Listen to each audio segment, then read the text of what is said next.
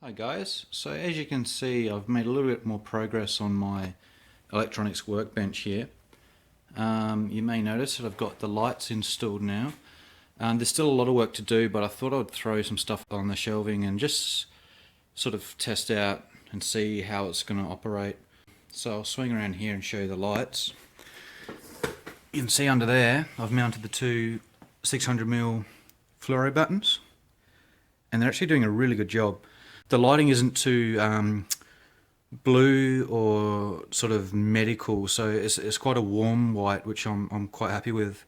You can see I've sort of just figuring out maybe my solder station going that corner and a couple of meters or whatever I've got sort of going on that side.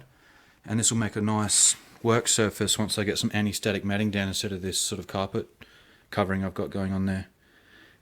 So this shelf here, I've just sort of thrown a few power supplies, some other bits and pieces, and I've just thrown some tubs of miscellaneous stuff up there. One thing I've noticed though is I'm kind of questioning whether I made these shelves too deep or whether they're sort of a good sort of width from this sort of perspective, because all of my equipment is actually not that deep. I did want to have enough space for a power board and to be able to wire up power to all of my devices here, and just on the off chance I do get more sort of equipment that is deeper, this should be able to accommodate some of that sort of gear. But because of the bench space being so shallow, I'm just sort of thinking how practical it's going to be sitting here and having leads coming down from this sort of angle. And I think if I keep it in this sort of configuration, I'm almost going to need some sort of like hook or some sort of retainer here so I can run my leads around the sides and into the workspace, or even under and into the workspace, so that they're not sort of falling down right in front of where I'm looking and working. I can sort of like route them around a little bit, which should be easy enough to do and is probably a decent enough solution. But I'm sort of at the stage now where I got to start thinking about things being more permanent, because this weekend I'm going to apply this, I call it Capathane Clear. It's a, see if that focuses there, sorry, polyurethane, there you go. This is a water-based one, so it's more expensive, but the fumes and the cleanup are a little bit easier to deal with. So I don't want to be cutting shelves and reconfiguring after I've already gone to the trouble of applying that polyurethane. So I'm going to sort of have a bit of a play around with this and make a decision, and we'll go from there.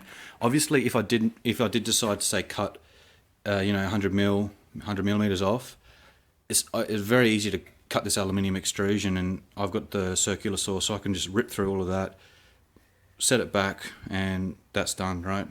It's not an issue at all. So yeah, I suppose it's decision time coming up pretty shortly. Apart from that, it's all looking pretty good. The lights went together pretty well. I just screwed them into the bottom. They've got some sort of mounting holes and things, and I used just some short wood screws so they didn't poke through the top. After mounting these two fluorescent tubes under the shelf there, and then putting all of this test and measurement equipment on the top, I sort of looked at that and got a bit concerned that the noise and all the sort of like EMI and all that sort of stuff coming off of the fluoro tubes might affect and add noise to my measurements and things. And I just don't know how much that's going to propagate through, and if that's an actual issue, and if I've got leads running past that and everything. So I'm just going to have to monitor that. If that does become an issue, I can always sort of clad one of the sides with some sheet metal, perhaps like a big sheet of aluminium or some sort of thin steel or something, and earth it just to create like a ground plane, just like a shield layer. So I'll have to monitor that as well. Alright, well, I've got a lot more on this to go, but I think it's coming together quite nicely. Thanks again for watching, and I'll catch up with you on a future episode. Thanks, bye.